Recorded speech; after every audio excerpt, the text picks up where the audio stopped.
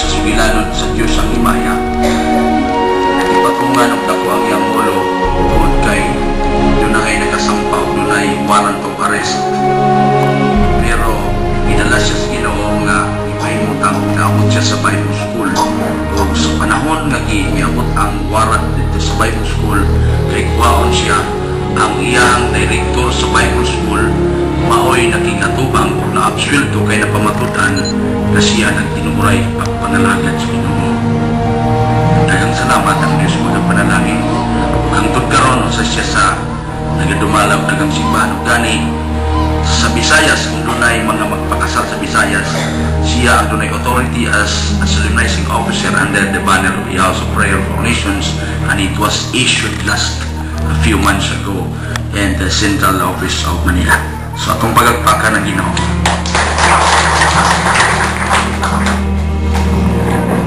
Sa klaro ug yano atong nakita ang atong kaugalingon nga naa sa klaro nga kahimtang.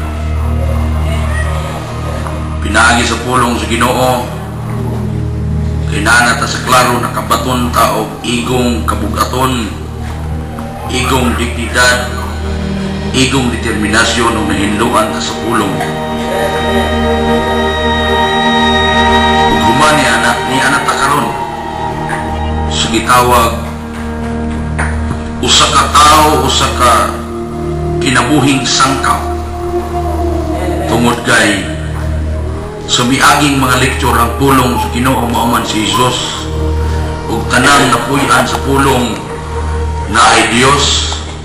Bisan mo asa mo adto ikaw nga dunay pulong uban ang Dios kanimo, kay ang pulong will create object. Subuti pasabot igsuon, hamtong lig-on ug klaro ang imong kinabuhi.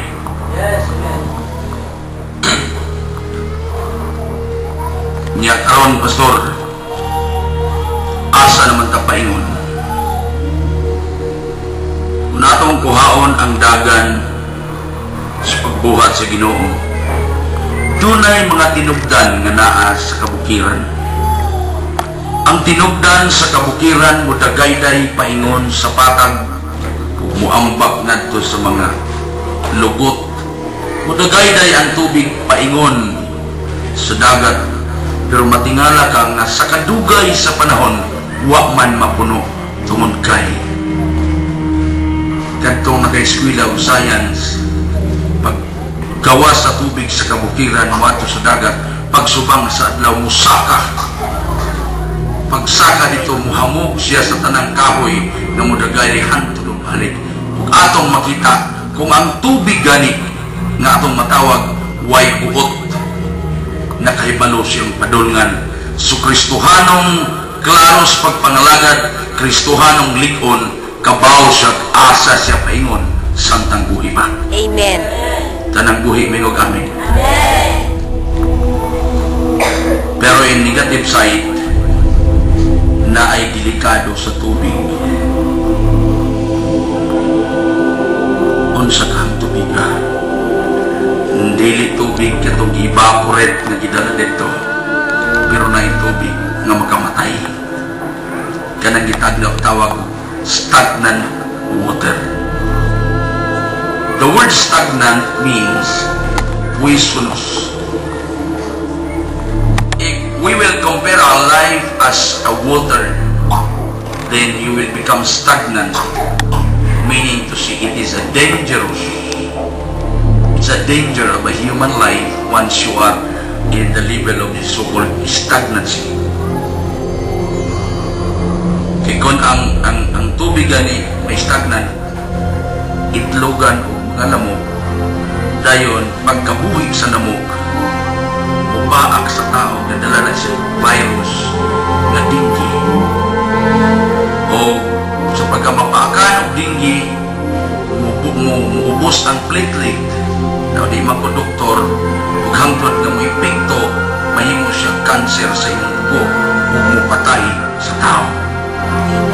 Karong buntaga kung ipaambit ka ninyo, na human, maklaro, malig-on, giubanan sa Ginoo, unsa pa di ay, di ka mamatay.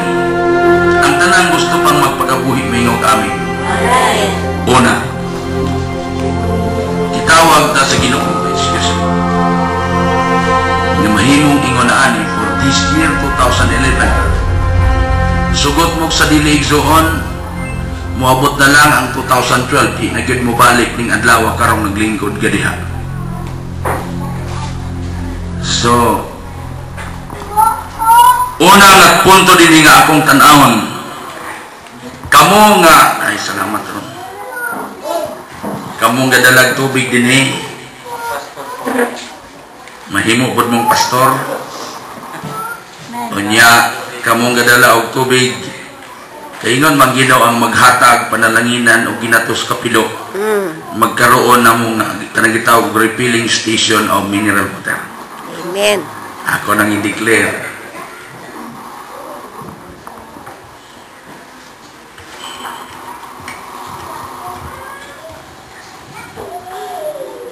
Asa magit na paingon,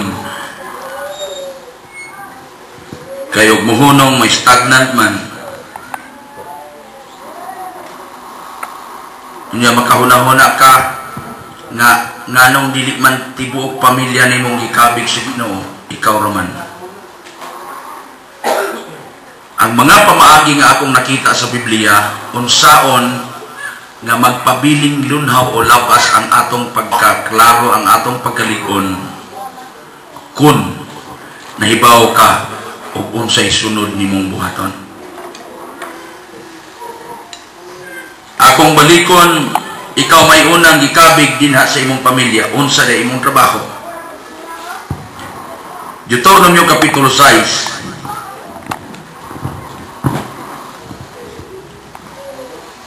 Versikulo 5, love the Lord your God with all your heart and with all your soul, with all your strength. So kagahapon akong ipaambit kanato ang tulo ka punto unsaon nga pabilintang lig-on, klaro ang kinabuhi. Una kagahapon akong ipaambit, develop close relationship with God personally. Sa atong gibasa karon, ingon ang pulong sa Deuteronomio, love the Lord your God with all your soul, with all your strength, and with all your might. So it is really understood that once you give a time for meditation, always inculcate that word